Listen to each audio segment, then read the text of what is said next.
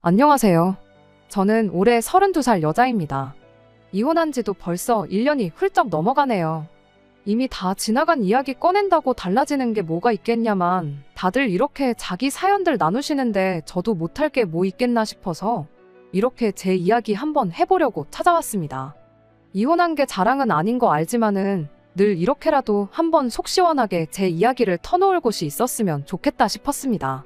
자초지종은 저희 부모님만 알고 계시지 제가 어떻게 왜 이혼하게 되었는지 솔직히 그 누구에게도 한번 제대로 털어놓은 적이 없었거든요.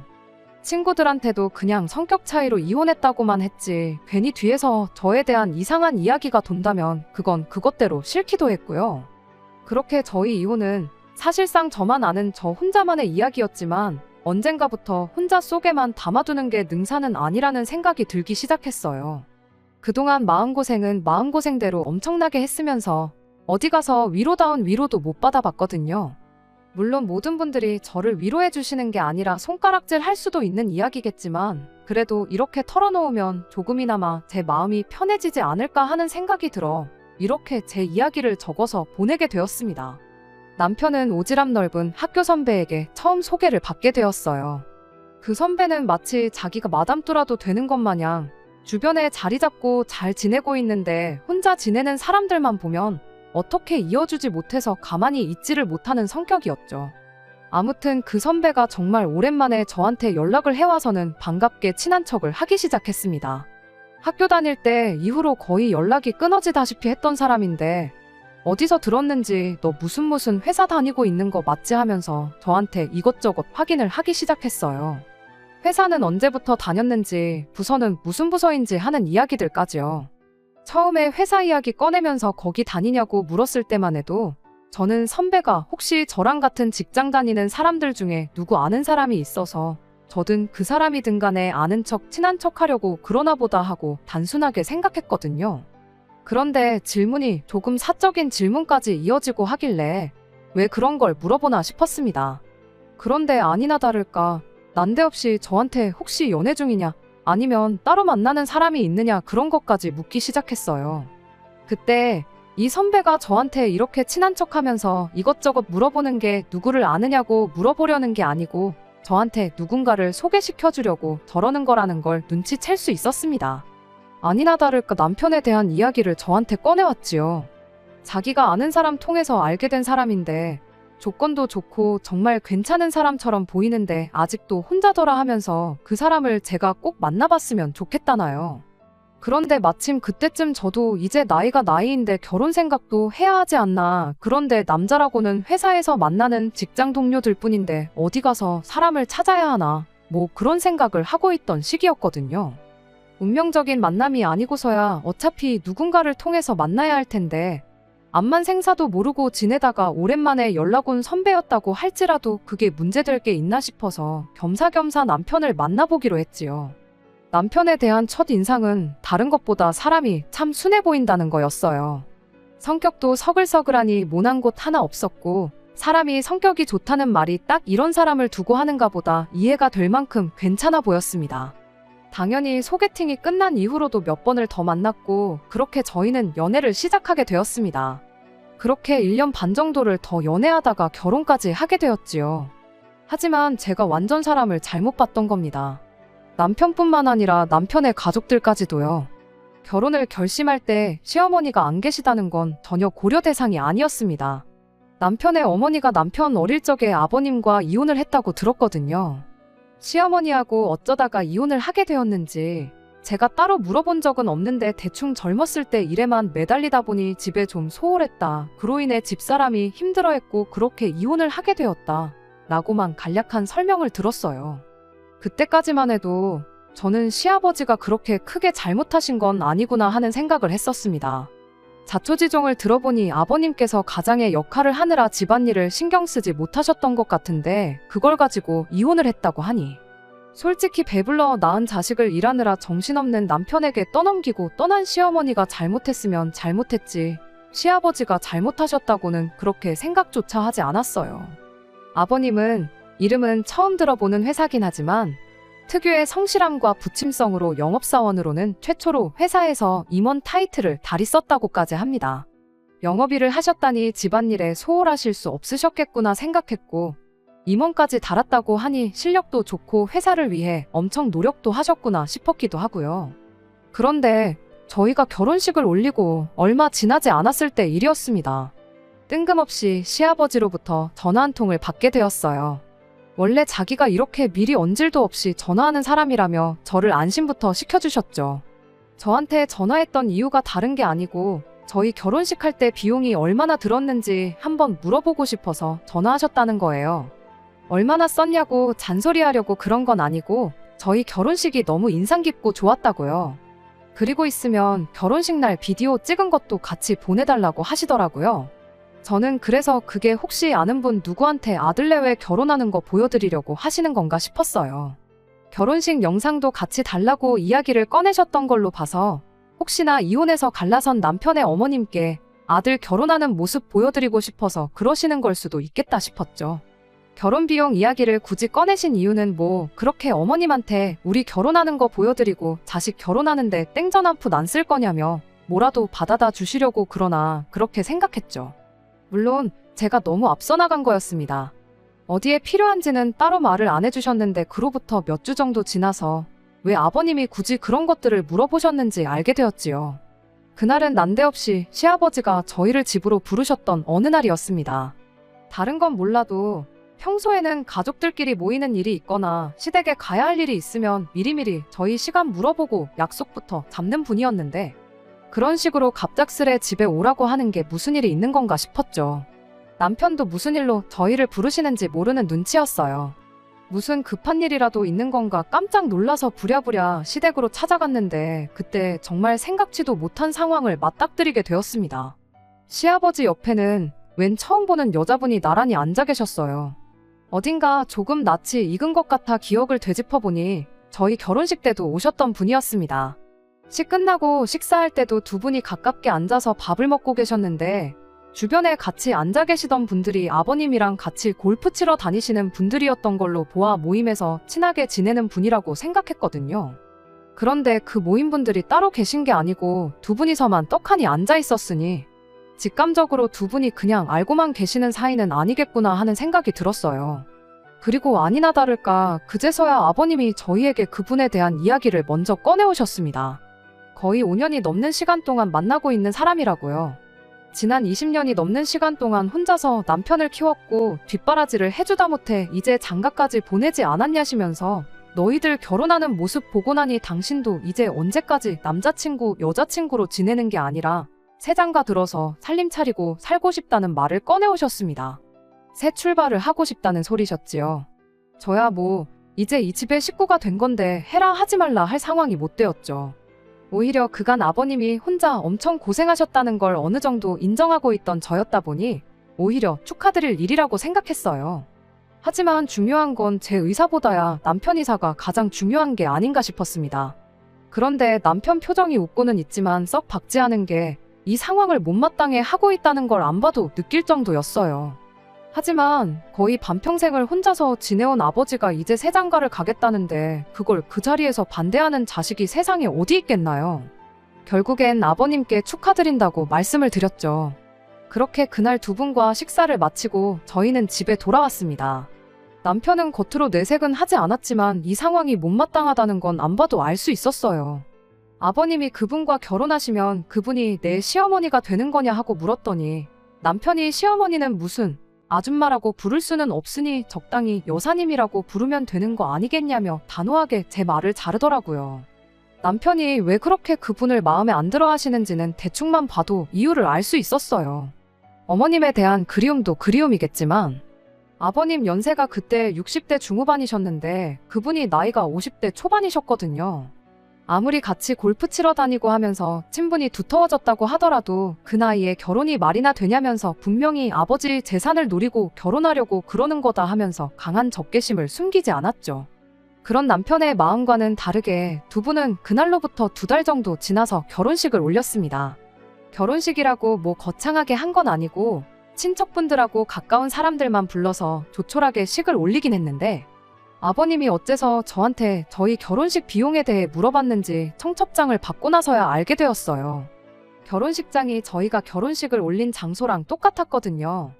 제가 결혼식 준비하면서 엑셀로 정말 처음부터 끝까지 싹 정리해 놓은 걸 그대로 보내드렸는데 청첩장 디자인부터 시작해서 하나도 빠짐없이 제가 보내드린 그대로 준비를 하셨던 거예요. 저희 부모님도 시아버지 새장가 가는 결혼식에 오셨는데 너네 결혼 안 돼서 결혼하실 줄은 상상도 못했다고 하시는데 참 이걸 나쁘다고 하긴 뭐하지만 기분이 썩 기쁘지는 않았습니다. 아무튼 그렇게 아버님은 새 살림을 차리게 되었어요. 그리고 두 분은 신혼여행이라고 가까운 동남아로 여행까지 떠나셨지요. 그리고 두 분이 신혼여행 다녀온 지 며칠 지나서 여사님이 저한테 따로 연락을 해왔습니다. 두 분이 신혼여행 다녀온 지가 벌써 일주일이 지나가는데 우리 며느님은 시댁에 언제쯤 올 생각이냐면서요. 아무리 없다가 생긴 시어머니라지만 며느리 할 도리는 하고 살아야지 않겠냐 하고 자기 할 말만 하고 전화를 끊어버리는데 이게 다 무슨 소리인가 싶었어요. 말로는 잘 지내보자고 하는데 나한테 며느리 도리를 바라는 건가 하는 찝찝한 기분이 들기 시작했죠. 그래도 괜히 제가 불편해하는 티를 내면 괜히 상황만 안 좋아지겠다 싶어서 남편한테는 따로 이야기를 하지 않았어요. 안 그래도 남편이 여사님을 탐탁치 않아 하는 걸 알고 있는데 살림 합치자마자 저한테 며느리 도리를 강요하며 시어머니 노릇을 하려 들었다는 말을 꺼내면 남편이 그냥은 넘어가지 않을 수도 있겠다 싶었거든요. 그리고 일단 이야기가 나왔으니 그 주 주말에 시댁에 다녀왔습니다. 그날은 별일은 없었어요. 뭐랄까 여사님이 저한테 뭘 시키고는 싶어 하는데 남편이 말 한마디도 안 하고 가만히 있으니 조금 그 눈치를 보셨다고 해야 하나. 식사 마치고 나서도 설거지 이 많은 걸 언제 다 하냐 하면서 툭툭 던지는 말 한마디 한마디가 저보고 눈치껏 행동하라는 것처럼 보였는데 그런 말을 꺼낼 때면 슬쩍슬쩍 저희 남편 눈치를 보는 게 나름대로 어느 정도 선을 긋고 있는 것처럼 보였습니다. 그래서 저도 눈치껏 행동했어요. 여사님이 설거지하는 동안 제가 냉장고에서 과일이며 이것저것 꺼내서 후식을 준비했죠.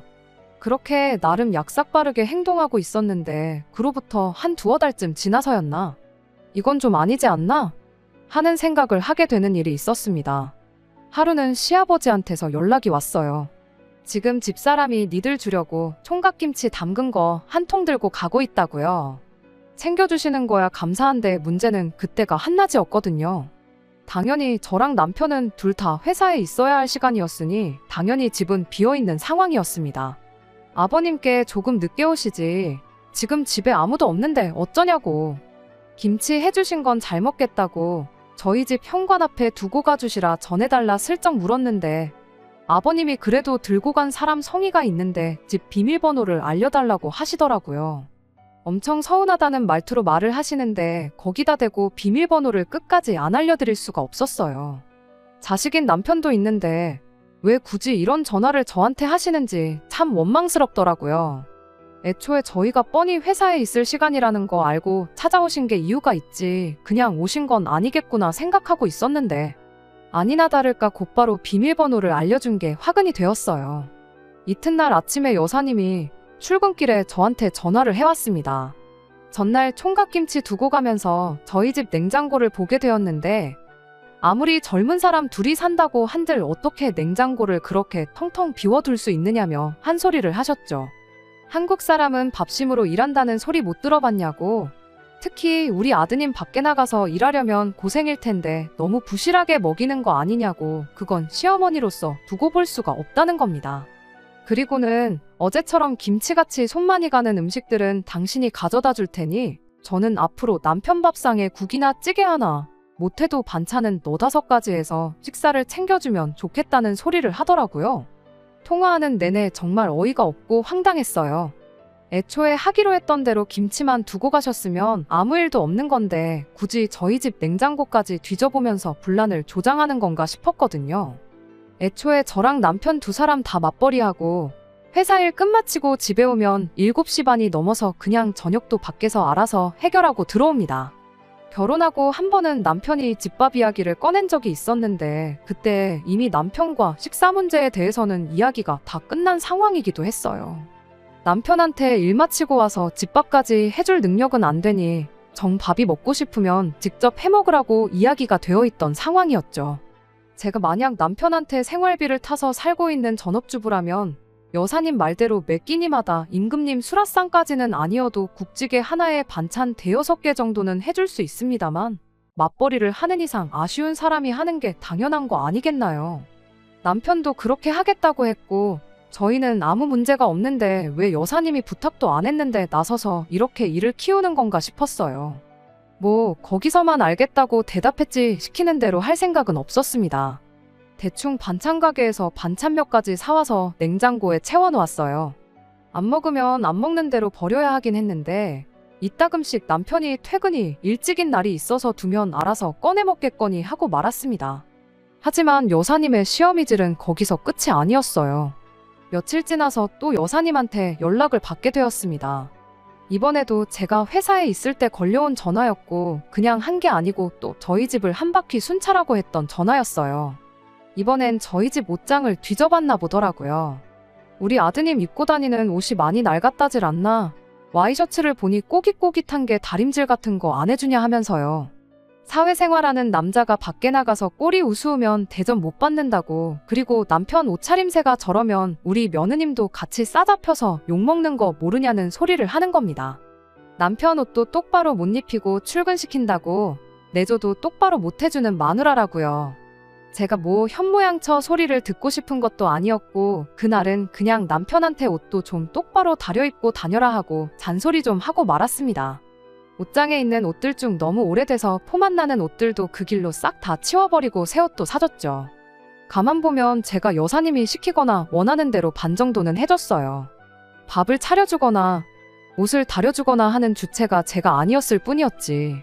비밀번호도 안 바꾸고 계속 여사님이 들락날락하게 냅두고 그렇게 한 데에는 다 이유가 있었습니다.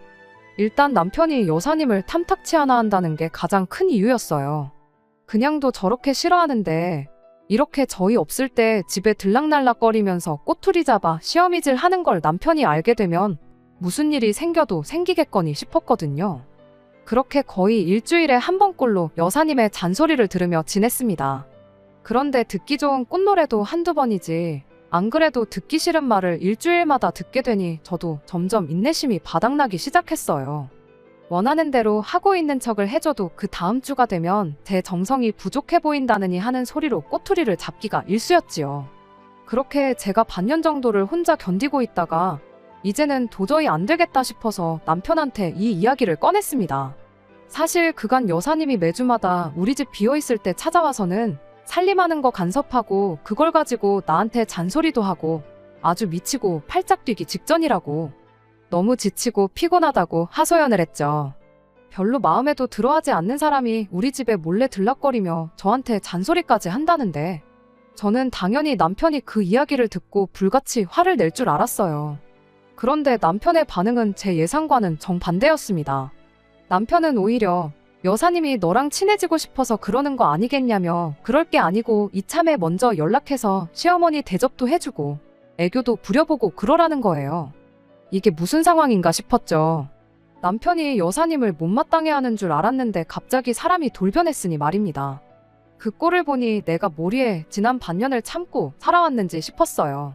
남편이 여사님을 탐탁치 않아 하는 건 사실이긴 했는데 남편은 시간이 지남에 따라 그 마음이 풀어지기 시작했던 거예요.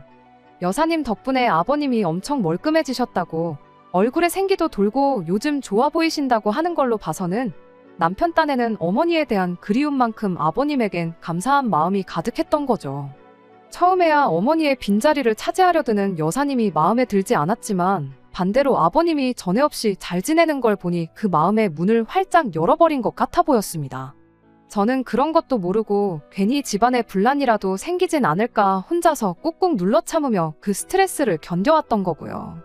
진작에 말했으면 상황이 달랐을까 싶은 후회도 있었지만 어쨌든 이젠 남편도 별로 도움이 안 되는 걸 알았고 저도 그냥 당하고 지내지는 말아야겠다 그렇게 마음을 고쳐먹었습니다. 그래도 그 후로 몇 주간은 제 나름대로 그때그때 상황에 맞춰서 잘 넘기고 있다고 생각했거든요. 말도 안 되는 다림질이나 오첩반상 이야기 같은 건 확실히 싫다고 거절하고 대신 저희가 알아서 현명하게 잘하고 있다 설명을 드리는 식으로 말이에요. 그리고 앞에선 그렇게 하겠다 하고 뒤에선 그냥 원래 하던 대로 하는 식으로 나름 현명하게 넘기고 있다 생각했습니다. 하지만 그런 저희 노력에도 불구하고 여사님하고 한바탕 하게 되는 사건이 일어나게 되었어요. 남편이 여사님 편으로 어느 정도 돌아서고 나서 반년이 채 지나지 않은 시점이었습니다. 시아버지가 저희를 불러서 재혼하겠다는 말을 꺼냈을 때와는 비교도 안 될 만큼 충격적인 일이 하나 터지게 되었어요. 바로 여사님이 아이를 갖게 되었다는 사실이었죠. 아버님도 참 대단하신 게 남편한테 칠순 때 집사람하고 둘이 해외여행이나 보내달라 그런 이야기를 하고 계시는 와중에 저한테 생각지도 못한 도련님을 선물해 주실 줄은 몰랐습니다. 50대 초반에 아이를 가진 여사님도 참 대단하다 싶었고요. 그래도 한편으론 이제 아이돌 보고 그러시려면 괜히 쓸데없이 우리 집 찾아와서 꼬투리 잡고 잔소리하고 그런 문제는 사라지겠구나 생각했어요. 다른 것보다 그것만큼은 환영할 일이라고 생각했지요. 그리고 그때쯤부터 여사님이라는 호칭 대신 어머니, 시어머니라 불리기를 원하셨어요. 이제 한 핏줄인 자식도 낳게 되었는데 아이한테 여사님이라고 불리는 모습을 보여주고 싶지 않다는 게 이유였지요. 아버님도 그때부터는 이제 여사님을 어머님이라고 불러달라 하셨고요. 호칭이야 저한테 크게 중요한 건 아니었으니 어려울 건 없었습니다. 남편 또한 일이 이렇게 된 거 여사님을 새어머니로 받아들이기로 한 것처럼 보였고요. 그때부터 여사님은 저희에게 시어머니, 새어머니가 되었습니다. 거기까지는 솔직히 문제라고 할 것도 없었어요. 보아하니 남편은 이미 여사님에게 마음의 문을 활짝 열은 것 같아 보였지만 저는 아니었거든요. 물론 여사님의 입장을 아예 이해 못하겠던 건 아니었습니다.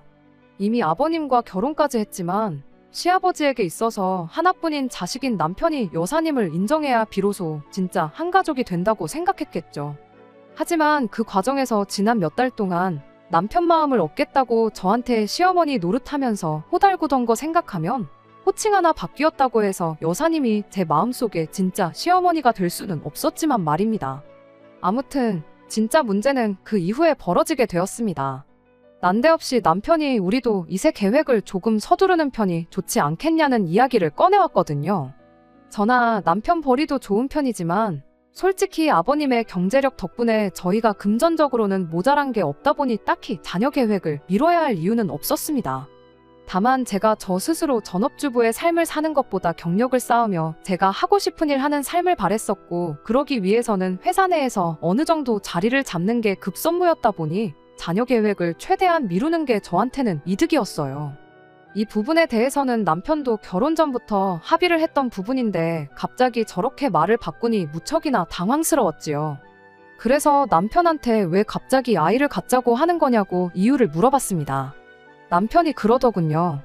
이제 동생도 태어나는데 우리도 빨리 아이를 가져야 여러모로 이득 보는 게 많지 않겠냐고요.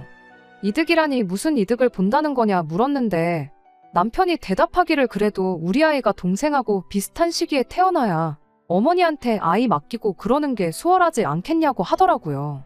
말인즉슨 우리 아이가 태어나면 여사님한테 아이를 맡길 수 있지 않느냐는 소리였습니다. 아이 키울 때 가장 힘든 게 갓난아이를 키울 때일 텐데 우리가 최대한 빨리 아이를 가져야지 여사님이 아이 돌보는데 몸이 덜 힘들지 않겠냐는 말이었죠. 틀린 말은 아니지만 애초에 저희가 결혼 전부터 세워놓은 계획이 있지 않냐.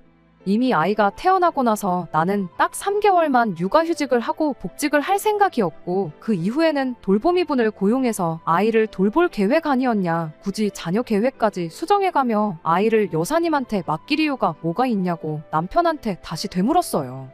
그랬더니 남편이 아무리 그래도 돌보미분이 가족만큼 우리 아이를 챙겨주겠냐. 뭐 그런 소리를 하더라고요. 그렇게 진짜 어머니 자리를 꿰찬 여자라고 적개심을 가질 때는 언제고 이제는 아예 진짜 어머니 대접을 하는데 솔직히 웃기지도 않았어요. 말 맞다나 여사님 또한 불과 몇 달 전까지만 해도 존재조차 몰랐던 생판 남이나 똑같은 거 아니겠나요? 그리고 그냥 아이를 돌봐주신다면 모를까 당신 배불러서 낳은 아이가 있는데 굳이 우리 아이까지 2명의 아이를 동시에 케어하면서 똑같은 관심과 사랑을 줄 거라는 생각은 들지 않기도 했고요. 그래서 우리가 꼭 어머님한테 아이를 맡겨야 할 이유도 없는 것 같고 어차피 퇴근하고 나서는 우리가 아이를 직접 돌보게 될 텐데 안 그래도 이르고 늦은 출퇴근 시간에 시댁까지 오며 가며 하면서 아이를 맡기고 데려오고 하면서 시간을 낭비하고 싶지 않다고 거절을 했습니다. 옳고 그름을 따지자는 건 아니었어요. 굳이 돌보미분까지 고용해서 달마다 큰돈 쓰느니 여사님한테 맡기는 게 이득이라는 남편 말도 일리가 있었고, 오며 가며 몸만 더 피곤하게 시댁에다 아이 맡기고 데려오고 하는 시간에 돌보미분 쓰고, 퇴근하고 나서는 엄마 노릇 제대로 하고 싶다는 제 말도 틀린 말은 아니었으니까요. 하지만 서로의 의견이 확실히 다르다 보니 결국 의견 대립이 생기게 되었고, 그 때문에 남편과는 매일같이 말다툼을 하게 되었습니다. 그런데 언젠가부터 고집을 꺾지 않고 저렇게 나오는 남편을 보니 혹시나 싶은 뭔가 안 좋은 느낌이 들기 시작했습니다. 결혼 전부터 세워놓은 인생 계획을 뒤집어 엎으면서까지 이렇게 매일같이 부부싸움을 해대면서까지 아이를 가져야 한다는 게 뭔가 안 좋은 촉이 들었다고나 할까요? 누가 보면 제가 피해망상이다 하실 분들도 계시겠지만, 보통 안 좋은 예감은 틀리는 법이 거의 없다 보니 저도 다른 수를 쓸 수밖에 없었어요. 무엇보다 저렇게 아이를 아버님네랑 비슷한 시기에 갖자고 하는 데 있어서 무슨 꿍꿍이가 있어도 있겠다는 그 생각을 확인부터 해봐야겠다는 생각이 들었습니다. 방법이 잘못되었다고 생각하긴 합니다만, 결국엔 그 때문에 남편이며 시아버지, 여사님의 계획까지 한 번에 알게 되었고, 그렇게 결국 제가 이 집에서 가족이 아니라 거의 식모 대접을 받고 있다는 사실을 알게 되면서 이혼을 결정하게 되었습니다. 제 직장 동료 중에 마침 아이를 갖게 된 사람이 한 명 있었어요. 이상한 부탁인 건 알지만 테스터기를 하나 얻고 싶다는 부탁을 했습니다. 그렇게 임신을 했다는 테스터기를 하나 얻게 되었어요. 그리고 그 길로 남편에게 아이가 생겼다고 거짓말을 했습니다. 남편은 아이가 생겼다는 그 말에 엄청 기뻐하는 모습이었어요. 애가 참 효자라고, 덕분에 엄마 아빠도 그만 싸우게 되었고, 할머니도 편해질 테고, 할아버지도 좋아하지 않겠냐면서 복덩이도 이런 복덩이가 없다는 소리를 하더라고요. 이 모든 게 거짓말이었으니 솔직히 한편으로는 마음이 무겁긴 했습니다. 솔직히 제 예상이 틀렸다면 그 이후에 벌어질 일에 대해서는 생각하지 않았었거든요. 무슨 말로든 변명을 하거나 아니면 납작 엎드려 사죄하거나 했을 테지만, 그래도 부서진 신뢰는 주워 담을 수 없겠구나 싶었죠. 아무튼 남편은 곧바로 시댁에 이 사실을 알렸고, 그 다음날 시아버지가 축하해주고 싶으니 둘 다 퇴근하고 시댁으로 좀 오라고 바로 말을 꺼내셨지요. 혹시나 그 상황에 병원 가서 제대로 검사받아오라는 말이 나올까봐 긴장이 되긴 했습니다만, 성질 급한 아버님 성격을 알고 있었다 보니 여기까지 전부 제 예상대로 흘러갔습니다. 그리고 그 다음날 시댁에 방문했을 때 남편이 왜 그렇게 아이를 갖자고 노래를 불러댔는지 그 진짜 이유를 알게 되었어요. 아버님이 대뜸 저한테 이제 아이가 생겼으면 몸조리를 해야 하지 않겠냐며 당장 회사를 그만두는 게 어떻겠냐는 말을 꺼내왔거든요. 거기서 끝이 아니라 회사를 그만두고 일단 저는 간단하게 짐 챙겨서 시댁에 들어와 살라는 말까지 꺼냈어요. 이유가 뭐인지는 물어볼 것도 없었습니다. 말이 제 몸 걱정이지, 그날 시아버지가 저한테 요구해온 건 시댁 들어와 지내면서 여사님 임신 수발 좀 들어달라는 소리나 마찬가지였으니까요. 저야 젊으니까 아이를 가진 상태에서 몸 좀 고생한다고 무슨 일 생기지 않을 테지만, 여사님은 나이가 있으니 자칫 잘못했다간 아이한테 문제가 생길 수도 있지 않냐는 이유였습니다. 그리고 둘이 썩 친해 보이지도 않는데 이참에 한 집에 같이 살면서 친해지면 좋지 않겠냐는 소리도 빼먹지 않으셨지요. 그래야 비로소 진정한 한 가족으로 거듭나지 않겠다나요? 저는 무조건 싫다고, 그렇게 할 생각 없다고 했습니다. 그랬더니 이 상황을 지켜보던 여사님이 한다는 소리가 자기가 진짜 시어머니였어도 이렇게 나왔겠냐면서, 너가 나를 시어머니가 아니라 첩쯤으로 생각하니 나를 우습게 알고 나한테 행동을 그렇게 하는 거 아니겠냐고 빈정거리기 시작했어요. 여사님 또한 그간 저희 집 들락거리면서 잡들이 할 때 제가 대충 대답만 하고 원하는 대로 따르질 않으니 거기에 저한테 불만이 있었던 것 같더라고요. 딱 봐도 이참에 저를 시댁에 합가시켜서 자기 임신 수발 들게 하면서 서열 한번 제대로 잡아보려는 속셈이 뻔히 보였습니다. 안 봐도 뻔한 이야기겠지만 아마 아이 태어나면 저보고 직장까지 그만두라고 하는데, 남편 말과는 반대로 태어날 아이는 물론이고 아버님과 여사님 사이에서 태어날 도련님이던 아가씨던 제가 돌보게 되겠다는 건 안 봐도 뻔한 일이었죠. 그래서 제 생각을 그대로 모두의 앞에서 이야기했어요. 그랬더니 시아버지가 한다는 소리가, 시어머니 우습게 아는 며느리는 필요 없다고 한마디 하시더라고요. 그런데 그 와중에 옆에서 남편이 거들기를, 새어머니 말이 맞다고. 새어머니가 아니라 진짜 어머니였다면 네가 그렇게 나올 수나 있겠냐고 하는데 어이가 없어서 남편한테 당신은 지금 누구 편이냐고 한마디 물어봤어요.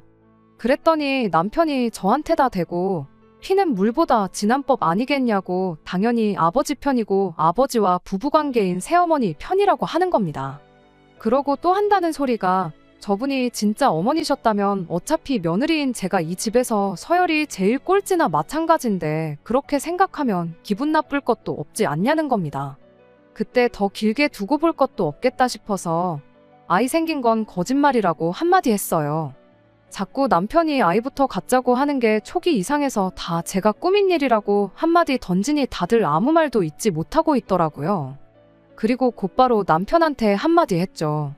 진짜 어머님이 계셨다면 애초에 아이부터 생길 일이 없었을 텐데 내가 배가 불러서 직장까지 그만둬서 어머니 수발들라는 소리가 나오고 할 거나 있었겠냐고요. 이미 저희 임신 소식이 거짓이라는 걸 이야기했을 때 저는 이 집에서 상종도 못할 천하의 나쁜 X가 되어 있었습니다. 거짓말까지 해가며 시부모 떠보는 며느리는 이 집에 필요 없다길래 저도 지지 않고 한마디 했어요. 애초에 바라던 바였고 내 예상이 틀리지 않아서 오히려 다행이라고요. 이런 인간도 못 되는 집구석에 며느리 노릇하면서 식모살이 하기엔 내 인생이 너무 아깝다고 저 같은 며느리는 이 집에 필요 없다고 하셨는데 빠른 시일 내로 이혼 서류 만들어 올 테니 도장이나 제때 찍어달라고 말하고 시댁을 뛰쳐나왔습니다. 이혼하는 게 두렵지는 않았어요. 애초에 어느 정도 마음의 준비를 했던 상황이기도 하고 저런 집구석에서 여사님 밑으로 여자고 남자고 누구 하나 태어나면 결국 저쪽은 저쪽대로 가족이 하나 더 생겼다고 똘똘 뭉칠 테고 저는 저 혼자서 겉도는 고달픈 신세가 되는 건 불보듯 뻔한 상황이었으니 말이에요. 그날 그렇게 뛰쳐나왔는데도 지 가족들 편든다고 저를 붙잡으러 따라 나오지도 않았던 남편이 막상 제가 진짜 이혼 서류 만들어서 가지고 오니 그제서야 저를 붙잡기 시작하더라고요. 보아하니 여사님 쪽에서도 장가까지 보내서 이제 신경 안 써도 되는 줄 알았던 남편의 아들이 다시 남편 밑으로 들어오는 게 탐탁치 않은 상황이었나 봅니다. 아버님의 재력과 관심과 사랑은 당신 뱃속에 있는 아이가 독식을 해야 하는데 갑자기 혹이 생긴 기분이었을 테니까요. 남편도 혼자서는 지낼 용기가 없었던 건지 그제서야 제 편을 들면서 잘 지내보자고 싹싹 빌더라고요. 하지만 이미 이 사람의 밑바닥을 봐버린 저로서는 굳이 저한테 앞으로 잘하겠다는 이 사람 말 믿고 이혼을 철회할 이유가 하나도 없었어요.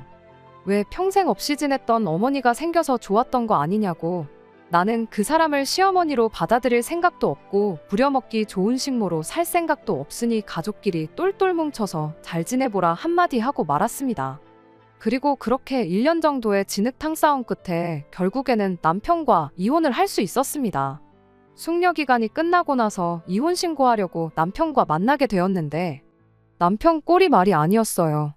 그리고 어렵사리 저한테 지금이라도 이혼 취소하고 다시 시작해보면 안 되겠냐고 말 한마디를 꺼내더라고요.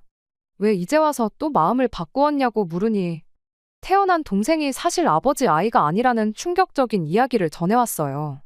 남편은 저랑 이혼하기로 결정한 직후 다시 시댁에 들어가서 지내게 되었는데 태어난 여사님 아이가 여길 보나 저길 보나 아버님과는 닮은 구석이 하나도 없었답니다. 문제는 여사님하고도 닮은 구석이 하나도 없었다는 거였고요. 아버님은 별로 신경 쓰지 않는 눈치셨는데 막상 그 집에 들어가서 찬밥 신세가 된 남편이 그래도 혹시 모르니 확인은 해봐야겠다 싶어서 아버님하고 여사님 몰래 친자검사를 의뢰해봤다나 봐요. 그런데 그때 태어난 아이가 아버님과 여사님 사이에서 태어난 아이가 아니라는 사실을 알게 되었던 거고요. 아직 아버님께는 말씀드리지 않은 상황이라는데 저만 괜찮다면 우리 둘이 다시 합치고 그 악독한 여자를 집에서 쫓아내겠다는 소리를 하더라고요. 아버님한테 물려받을 재산을 생각해보면 결코 손해보는 게 아니지 않냐며 다시 예전처럼 잘 지내보자는데 남편한테 내가 직장이 없냐, 돈이 없냐, 뭐가 아쉬워서 그딴 집구석에 내 발로 다시 기어들어가겠느냐고 한마디 해줬어요. 친자 확인 결과로 그 여자를 집에서 몰아내던 아버님 행복을 위해 눈 감고 모르는 척 살던 네 알아서 하라고 나는 무슨 일이 있어도 이 이혼을 철회할 생각 없다고요. 그렇게 그 길로 이혼 신고 마치고 남편은 물론이고 그 말도 안 되는 집구석과도 영영 이별을 하게 되었습니다. 남편은 끝내 친자 검사한 걸 자기 가슴 속에 묻어두기로 결정한 것 같아 보이더라고요. 그 와중에도 아버님의 행복을 생각해서 내린 결정 같은데, 과연 그 결정이 나중에 유산 물려받을 때가 돼서도 유효한지는 그때 돼봐야 알 일이겠네요. 물론 저는 앞으로 더 이상 그 집구석일에 신경 쓸 생각 없으니 남편이 내린 그 결정에 후회를 하게 될지 말지는 그때 가봐야 알 일이지만 말입니다. 끝까지 들어주셔서 감사합니다. 오늘의 사연은 여기까지입니다. 구독과 좋아요, 알람 설정 부탁드리고 더 좋은 사연으로 다시 찾아뵙겠습니다. 감사합니다.